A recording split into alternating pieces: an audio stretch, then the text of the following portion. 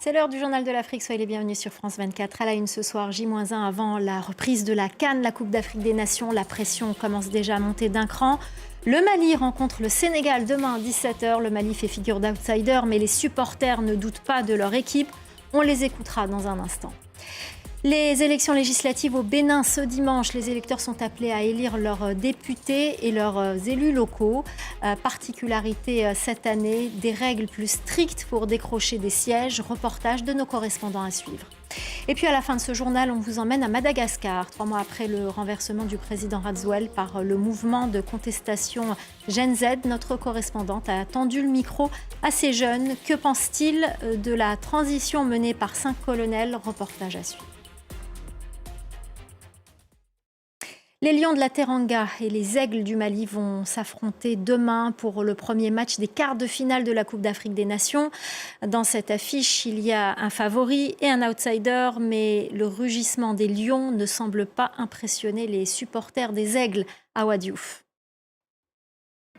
Ce sont 2 pays frères, liés par l'histoire et la culture. Mais ce vendredi au Stade Tanger, il n'y aura plus de fraternité sur la pelouse. Le Sénégal affronte le Mali en quart de finale de la Coupe d'Afrique des Nations. Le Sénégal fait partie des grands favoris de cette CAN. 10 buts marqués en 4 matchs. Une attaque efficace et une équipe redoutée. À éliminatoire direct, on sait que ce n'est pas comme les matchs de championnat où on peut faire match nul et prendre un point. Donc il y aura une équipe éliminée et une autre qui se qualifie. Donc nous, on est préparé à tout. Donc voilà, après on sait que c'est un match, tout peut se passer. Et nous, c'est à nous de mettre tout ce qu'on a travaillé. Ça va être un très gros match face à une très belle équipe du Mali. On sait comment joue cette équipe. Voilà, toute la semaine, on a travaillé sur ça. Après, je pense que le plus important, c'est qu'on doit se concentrer sur notre équipe, ce qu'on est capable de faire, ce qu'on peut mieux faire. Nous, notre objectif, c'est pas de faire un nul. Demain, c'est de gagner. En face, le Mali arrive en challenger. Les Aigles se sont qualifiés face à la Tunisie à 10 contre 11 après une séance de tir au but. C'est la 2e qualification consécutive du Mali en quart de finale de la CAN. Les Aigles n'ont jamais remporté la compétition, mais l'équipe y croit. Tout le monde est disponible, tout le monde est frais. Et je pense que ça va être une guerre demain, pas facile. Mais on a une chance. Le Sénégal est le favori, mais on a beaucoup de respect, mais on n'a pas peur. J'ai confiance qu'on peut-être peut faire un surprise demain, Inch'Allah. On sait que ça ne va pas être facile, mais il faut se battre. Et se battre en jouant et en se donnant la possibilité pour se qualifier. Parce que c'est une très bonne équipe en face, que ce soit offensivement, défensivement. Et on a notre arme aussi. Le Mali et le Sénégal ont la même devise nationale. Un peuple, un but, une foi. Ce vendredi, ils devront se départager et décrocher leur ticket pour les demi-finales de la CAN. Et le prochain grand rendez-vous pour les fans de football, c'est la Coupe du Monde cet été au Canada, au Mexique et aux États-Unis. Les États-Unis qui ont d'ailleurs annoncé de nouvelles restrictions de visa pour leur territoire. De nombreux pays africains sont concernés, pour en citer quelques-uns. Le Bénin, le Togo, la Côte d'Ivoire, le Sénégal, le Nigeria, 20 pays africains au total sont visés. Sur la liste, il y a également l'Algérie. Notez d'ailleurs que Washington a mis fin au mandat de l'ambassadrice des États-Unis en Algérie, Elisabeth Moore-Aubin, nommée en 2021 par Joe Biden. Les Béninois se préparent à voter ce dimanche. Ils doivent élire leurs députés et leurs élus locaux. Particularité cette année, des règles plus strictes pour décrocher des sièges. Les partis misent sur les alliances ou sur leurs bastions. Reportage à Cotonou d'Emmanuel Sodji et Raphaël Ntale. Sur le terrain, la campagne est discrète. Peu de grands rassemblements, beaucoup de rencontres de proximité et une présence massive sur les réseaux sociaux.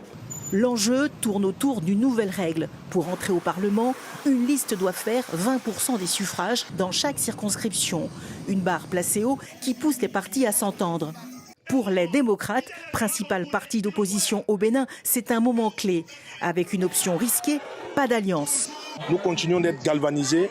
Il faut mettre le paquet afin qu'eux ne puissent pas avoir les 20% dans les deux Cotonou. Les démocrates ne sont ni au communal, liste non retenue, ni à la présidentielle d'avril 2026, faute de parrainage.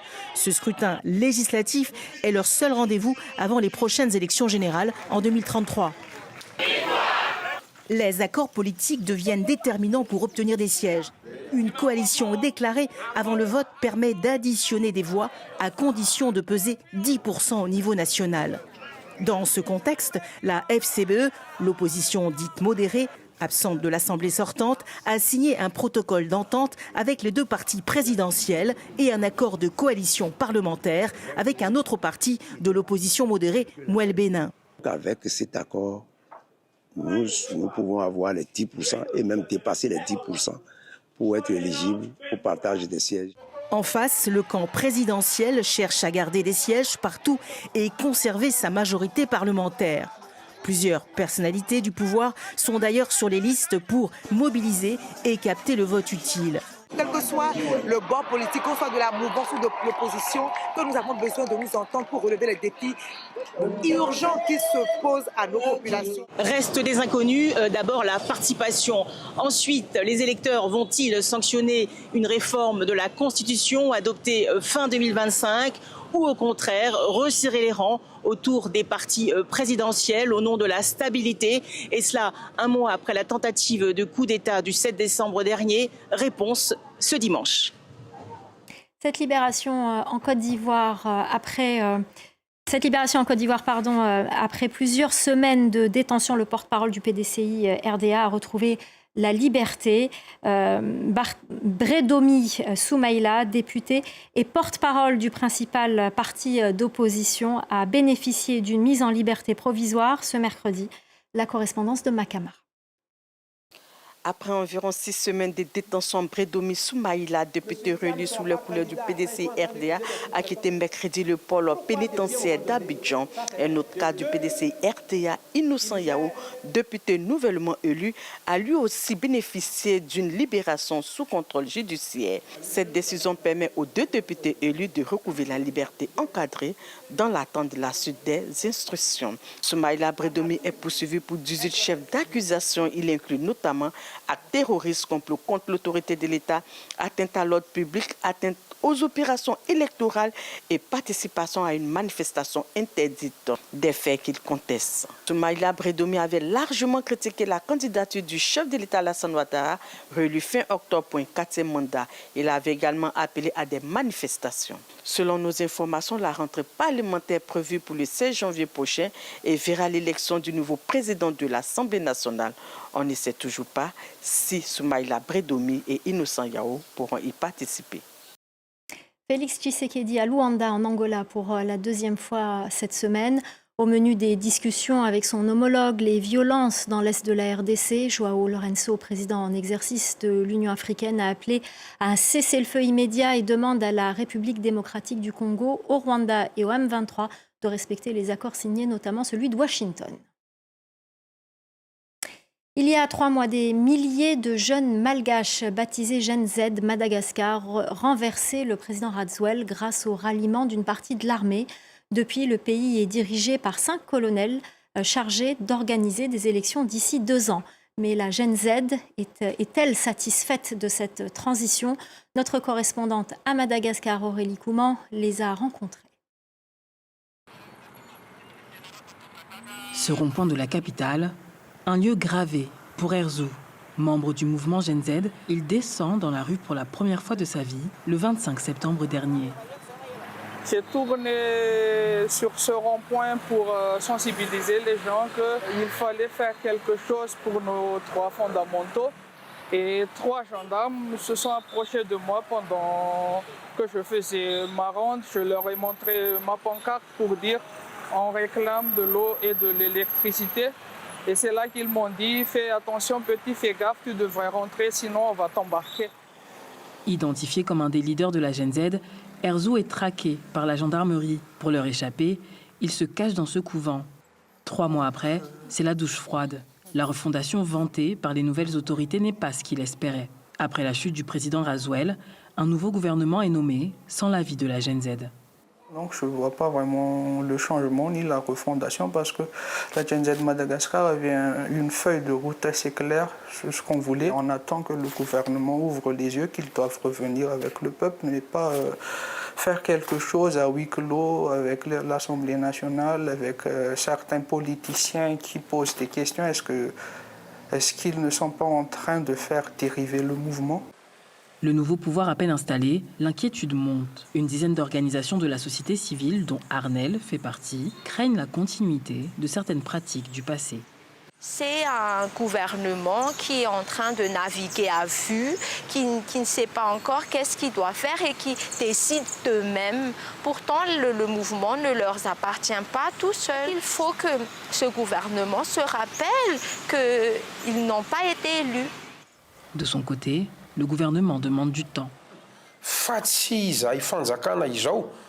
n'est pas au lendemain du départ des anciens dirigeants que le changement de système et la refondation aura lieu. Ceux qui ont lutté ne doivent pas désespérer. Je les invite à participer à cette concertation. Une concertation nationale lancée le 10 décembre dernier pour définir les bases politiques du pays. La GenZ, pourtant au centre des revendications, n'a pas été conviée à l'ouverture de l'événement. Ces images qui mettent du baume au cœur, direction le parc des Virunga, dans l'est de la République démocratique du Congo, fait rare. 2 jumeaux gorilles des montagnes sont nés dans le parc national. Vous le savez, le site remarquable pour sa biodiversité, mais menacé par des conflits successifs dans la région. Les gorilles ont souvent été victimes des milices armées. Au Sénégal, Youssou N'Dour, le roi du Mbalax, a bouclé sa série de concerts de fin d'année et du Nouvel An avec son traditionnel grand bal.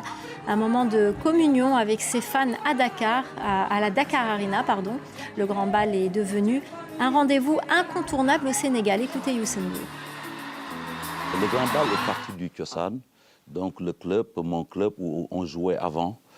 Chaque samedi, les gens venaient tard, on jouait. Et quand je commençais à avoir du succès en Europe et tout, chaque fois que je rencontre les Sénégalais, ils me demandent « Mais pourquoi vous ne faites pas comme le style du Tiosan ?» Et c'est ça qui a mené le grand bal. C'est un moment extraordinaire, oui, qui prend de l'ampleur parce que, bon, et ce qui est bizarre, c'est que ce sont des vieilles chansons qui reviennent. La nouvelle génération arrive à ramener des chansons qui font que le grand bal rajeunit et nous aussi. Voilà, propos recueillis par notre correspondant à Dakar, Elimane Dao. On va se quitter justement en musique avec Youssou N'Dour. Restez avec nous, l'info continue sur France 24.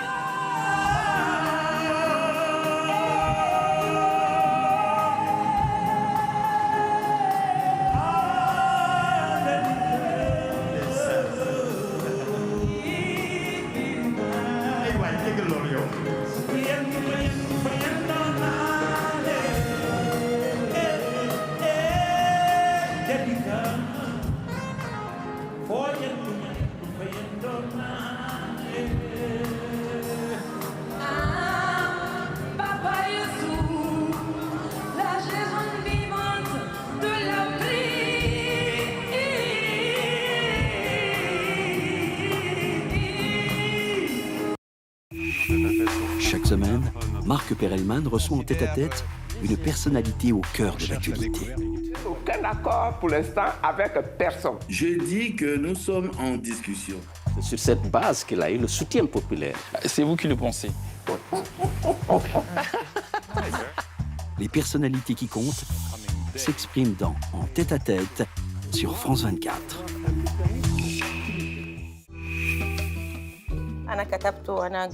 Voici le livre que j'ai écrit à l'intérieur de la prison. Les toilettes n'ont pas de porte et font face à la fenêtre de la porte en fer des cellules. L'air est chaud et suffocant.